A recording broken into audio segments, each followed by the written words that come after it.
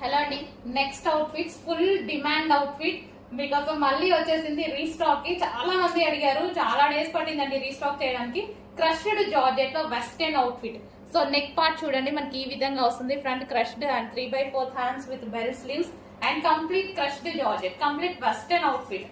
And దీంట్లో colours ఉన్నాయి and దీనికి క్లాత్ బెల్ట్ కూడా వచ్చిందండి. సో మనకి ఇవి బెల్ట్లు అన్నమాట, క్లాత్ బెల్ట్స్.